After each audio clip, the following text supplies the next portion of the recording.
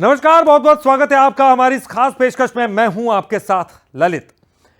साल 2024 में मध्य प्रदेश में राजनीति ने कई उतार चढ़ाव देखे। इस साल को मध्य प्रदेश का चुनावी साल कहें तो फिर यह गलत नहीं होगा, क्योंकि 2024 का आगाज ही लोकसभा चुनाव की तारीखों के ऐलान के साथ हुआ और पूरे साल, जी हां पूरे साल, नेताओं का एक राजनीतिक दल से दूसरे दल में आना जाना लगा रहा। लोकसभा में बीजेपी मजबूत हुई तो कांग्रेस की युवा पीढ़ी ने कांग्रेस में जान फूंकने का काम किया। मोहन सरकार ने भी आते ही एक के बाद एक कई ऐतिहासिक फैसले लिए। तो इस खास सेगमेंट में राजनीति के लिहाज से मध्य प्रदेश का यह पूरा साल कैसा रहा, आइए देखते हैं।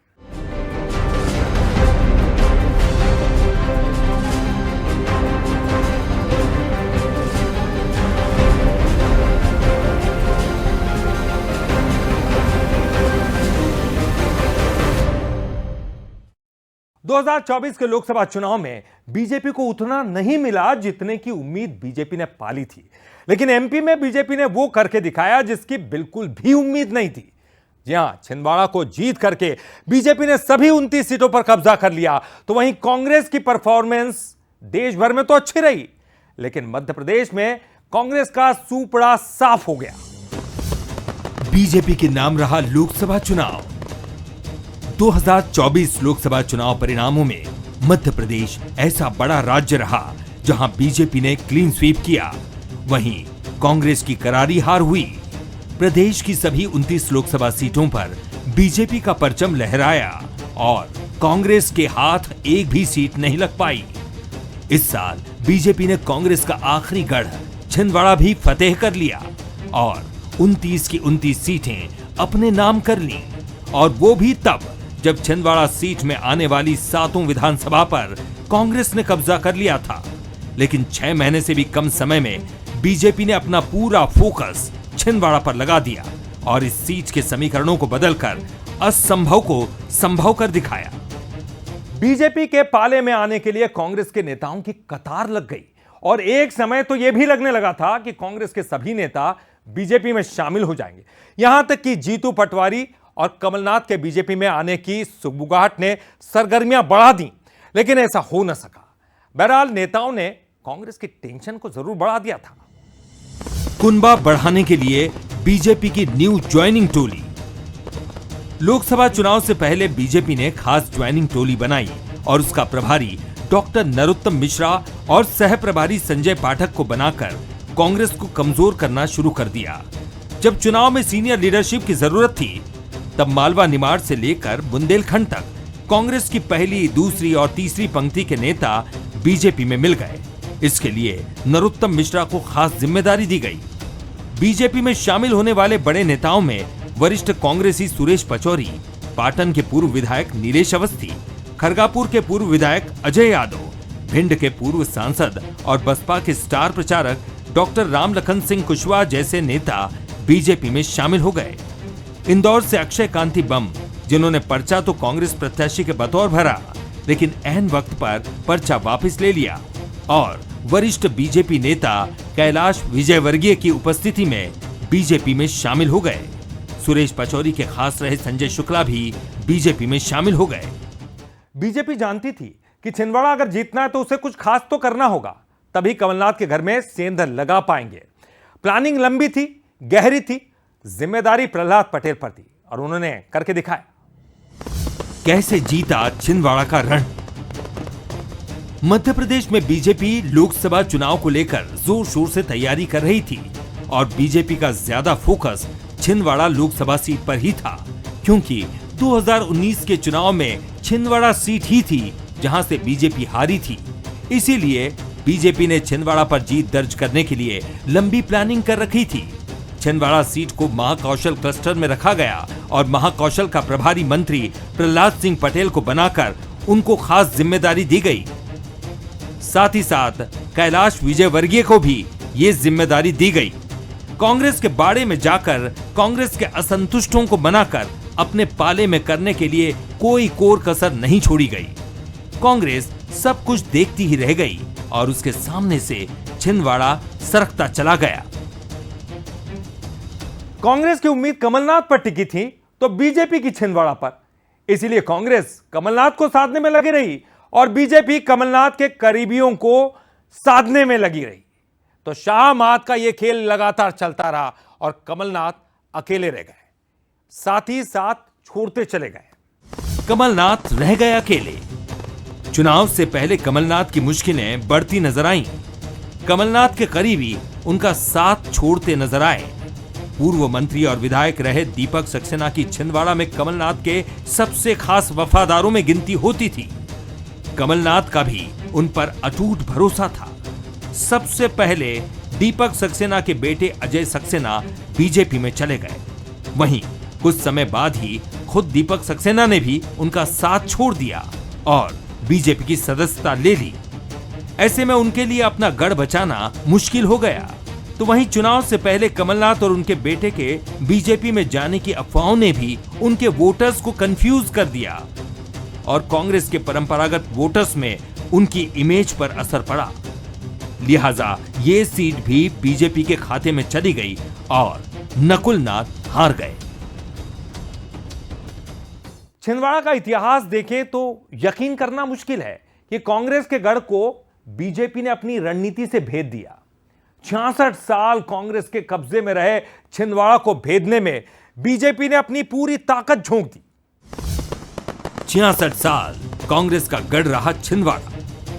छिंदवाड़ा लोकसभा सीट के इतिहास की बात करें तो 1951 से शुरू होता है और बीते 66 साल तक यहां से लगातार कांग्रेस का ही सांसद चुना जाता रहा है। पहले कमलनाथ और फिर आगे के 10 साल उनकी पत्नी अलकानाथ और नकुलनाथ यहां से सांसद रहे। हालांकि कमलनाथ के अलावा भीकूलाल चांडक, रायचंद भाई शाह और गार्गी शंकर मिश्र छिंदवाड़ा से कांग्रेस के सांसद बतौर चुने गए थे।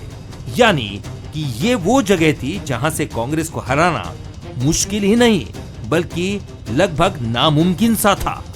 कमलेश शाह ने कांग्रेस से इस्तीफा दिया तो यकीन था कि उपचुनाव में बीजेपी कमलेश शाह पर ही दांव आजमाएगी और वही हुआ भी। कांग्रेस सब कुछ देखती रह गई और अमरवाड़ा बीजेपी के पाले में चला गया। अमरवाड़ा में भी फहराया परचम। 2024 में अमरवाड़ा की राजनीति में उठापटक का दौर रहा। कांग्रेस को अचंभित करते हुए अमरवाड़ा विधानसभा से कांग्रेस के विधायक कमलेश शाह ने पार्टी से इस्तीफा दे दिया और बीजेपी का दामन थाम लिया। और फिर उपचुनाव में बीजेपी ने कमलेश शाह को ही प्रत्याशी बनाकर अमरवाड़ा से मैदान में उतार दिया। इतना ही नहीं बल्कि कमलेश शाह के होते हुए भी इस सीट को हल्के में नहीं लिया और अपनी पूरी ताकत झोंक दी और इसका फायदा भी दिखाई दिया। कमलेश शाह ने अमरवाड़ा उपचुनाव में धीरन शाह को 3027 वोटों से हरा दिया। अमरवाड़ा में 16 साल बाद भाजपा की ये पहली जीत थी। बुधनी और विजयपुर को लेकर कयासों के दौर चलते रहे। कांग्रेस को इतना तो विश्वास था कि भले ही रामनिवास रावत हाथ का साथ छोड़ दें, लेकिन विजयपुर की जनता कांग्रेस का ही साथ देगी और यहां कांग्रेस का विश्वास सही साबित हुआ। रावत साहब चुनाव हार गए, लेकिन बुधनी सीट की बात करें तो बीजेपी को यकीन था और इसका कारण था शिवराज की लोकप्रियता और बीजेपी ने यह सीट अपनी झोली में डाल दी। बुधनी फिर से बीजेपी का तो विजयपुर में कांग्रेस ने दिखाया दम। विजयपुर कांग्रेस का गढ़ रहा है और यहां से विधायक रहे रामनिवास रावत ने कमलेश शाह की तरह ही कांग्रेस से इस्तीफा देकर बीजेपी ज्वाइन कर ली थी। जहां उपचुनाव में विजयपुर में बीजेपी ने रामनिवास रावत को प्रत्याशी बनाया, जबकि कांग्रेस ने मुकेश मल्होत्रा को मैदान में उतारकर लड़ाई को दिलचस्प बना दिया। मतदान से पहले तक बीजेपी को लग रहा था कि यहां बड़ा उलटफेर होगा और कांग्रेस से ये सीट छीन लेंगे, लेकिन हुआ इसके बिल्कुल उल्टा। कांग्रेस प्रत्याशी मुकेश मल्होत्रा भारी वोटों से जीत गए। और अब बात बुधनी की। शिवराज सिंह चौहान ने सांसद बनने के बाद बुधनी सीट से इस्तीफा दिया और बुधनी में उपचुनाव हुए। बीजेपी ने यहां से रमाकांत भार्गव और कांग्रेस ने राजकुमार पटेल को उम्मीदवार बनाया। बुधनी सीट पर कांग्रेस ने कड़ी टक्कर दी, लेकिन बीजेपी के गढ़ बुधनी में वो बढ़त हासिल नहीं कर पाई और उपचुनाव में भाजपा प्रत्याशी रमाकांत भार्गव ने कांग्रेस प्रत्याशी राजकुमार पटेल को हरा दिया। कांग्रेस को यह पता था कि लगातार हार से हताश कार्यकर्ता काम करने को तैयार नहीं है। असंतुष्ट कांग्रेसी खेमा पलायन में लगा है और कार्यकर्ता और नेता गुटबाजी के चलते आपस में ही भिड़ते नजर आ रहे हैं। जिस पार्टी में कार्यकर्ताओं में ऊर्जा ना हो, जोश ना हो, युवा कार्यकर्ता ना हो, उस पार्टी को फिर से खड़ा करना मुश्किल होता है। यह बात आला कमान की समझ में आ ही गई, यानी कि देर से आए लेकिन दुरुस्त आए। 2024 का साल कांग्रेस में युवा पीढ़ी का राज। गुटबाजी में बटी कांग्रेस के लिए 2023 जाते जाते बड़ा बदलाव कर गया और 2024 की शुरुआत से इसी बदलाव पर राजनीति दिखाई दी। सीनियर नेता ने युवा नेतृत्व के नीचे काम करने में असहजता दिखाई। दरअसल सिंधिया और पचौरी के कांग्रेस में जाने के बाद कमजोर कांग्रेस को बचाने के लिए कमलनाथ और दिग्विजय सिंह ने इच्छा शक्ति जरूर दिखाई, लेकिन पार्टी हाईकमान को युवा नेतृत्व पर भरोसा ज्यादा दिखा और इसीलिए संगठन से लेकर सदन तक कमान नौजवानों के हाथों में थी। कांग्रेस संगठन की जवाबदारी तेज तर्रार जीतू पटवारी के पास थी, तो सदन में कांग्रेस युवा और ऊर्जावान दिखाई दी। लेकिन बीच बीच में इस युवा नेतृत्व के खिलाफ कुछ नेताओं का गुस्सा भी नजर आया।